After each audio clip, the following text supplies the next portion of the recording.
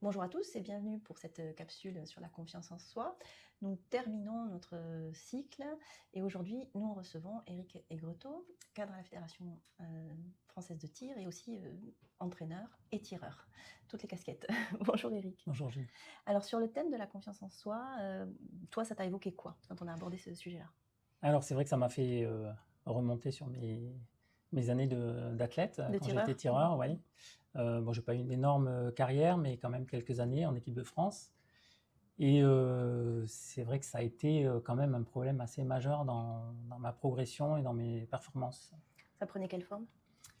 Alors moi, je suis perfectionniste de nature et ça prenait la forme justement d'un perfectionnisme technique, c'est-à-dire j'étais très axé sur la technique que je mettais en place, il fallait que tout soit parfait, chaque geste, et du coup je recommençais très souvent mon geste, c'est-à-dire qu'avant Tu tirais pas? de tirer, Mm. je pouvais monter 2, 3 fois, et tant que c'était pas parfait, je tirais pas.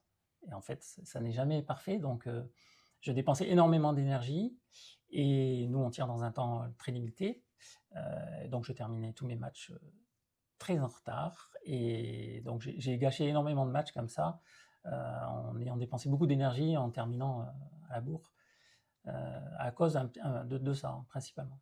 Alors c'est une spécificité du tir, hein, ce côté en fait, vous tirez X plans sur une durée limitée et Voilà, finalement vous vous organisez comme vous voulez exactement. dans ce Alors, temps-là. ça dépend des disciplines, Mm. mais moi j'étais spécialisé en précision 10 mètres, donc c'était 1h15 pour tirer 60 coups. On peut faire des pauses, on peut s'organiser. Et ça m'est arrivé de me retrouver avec 20 coups à tirer en 9 minutes. C'est difficile d'être performant Ouais, comme ça. très compliqué Mm. sur la dernière série, et on se met soi-même dans cette situation, hein. Et c'est un classique en tir finalement, les tireurs qui ne tirent pas, c'est-à-dire qui reposent. Oui, ça arrive assez fréquemment. Alors c'est aussi un peu culturel. En France, c'est vrai qu'on a une école française qui était très basée sur la technique. Donc on a souvent des tireurs qui ont un peu, qui peuvent avoir cette tendance, pas tous, mais c'est des choses qu'on voit moins chez certains, dans certains pays. Dans d'autres pays, oui. Ouais, notamment les pays asiatiques où on a l'impression il y a plus de lucidité et plus d'engagement. On tergiverse un petit peu moins sur ce qu'on met en place, en donnant moins d'importance finalement aux gestes techniques qui n'a pas besoin d'être parfait. Oui, mais c'est assez courant en tir et dans les, on va dire, disciplines de précision en général, cette fixation sur la technique parfaite qui doit permettre le bon tir, ce qui retire finalement de la confiance dans la capacité du tireur, Exactement. tout simplement. Et enfin moi je vivais ça comme un engrenage. Et plus je reposais, plus je doutais finalement de mon tir, avec le temps qui venait se rajouter, donc un stress en plus en se disant oula, je suis à la bourre, va falloir que j'accélère. Et puis je continuais à reposer parce que justement avec le stress ça bougeait un peu plus, ça dégradait le geste. Donc ça pouvait Donc pas être non, bon. c'était vraiment très très compliqué. Et j'ai mis très très longtemps à basculer sur une autre façon de faire, mais vraiment sur la toute fin de ma carrière. Donc c'était Alors, un peu trop tard. raconte-nous votre façon de faire parce que c'est important. Eh ben, ça a été à un moment donné le match de trop, où Mm. justement j'ai terminé en retard, en gâchant la fin de match, parce que j'avais plus le temps de pinailler. Et c'était une vraie décision interne en se disant bah non, tant pis, j'y vais. Mm. Je m'engage, même si ça bouge, même si j'ai peur, j'ose y aller. En fait, c'est vraiment un choix qui a été fait en interne. Euh, Ça aurait été bien si ça avait été fait un peu plus tôt, on va dire, dans ma carrière, ou qu'on m'ait aidé à le faire en tout cas. Et bon, alors, comme c'était sur la fin, ça n'a pas eu d'impact en termes de résultats tellement, mais en tout cas, sur le bien-être que j'ai eu en tirant, énormément. Oui, ça n'a rien à voir en termes de match. Quand Oui, on se fait confiance, quand on se dit j'y vais, c'est pas du tout les mêmes matchs et non, c'est pas la guerre interne sur un peu exactement. plus Et comme puis, ceci, comme cela, non, ça c'est pas bon. et le dialogue interne, il est beaucoup plus intéressant, beaucoup plus positif. Avec, je me souviens, voilà, de matchs en disant, bah, là, en tout cas, j'ai vraiment mis en place ce que je devais, j'ai osé y aller, et c'était beaucoup plus satisfaisant, même si les scores n'étaient pas forcément plus élevés.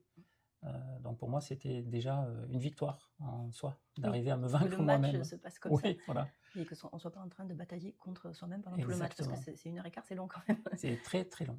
Oui, donc il y a vraiment quelque chose qui est très typique du tir, mais qu'on va retrouver évidemment dans d'autres disciplines. Et ça renvoie à la question de la confiance au sens le plus fondamental du terme, c'est-à-dire accepter que quand on est dans l'activité, on s'est entraîné, on est compétent, hein, quand on est à ce niveau-là, on est quand même forcément bon, et se dire, je sais faire, mon corps sait faire, mon cerveau sait faire, tout mon système sait faire, alors je tire.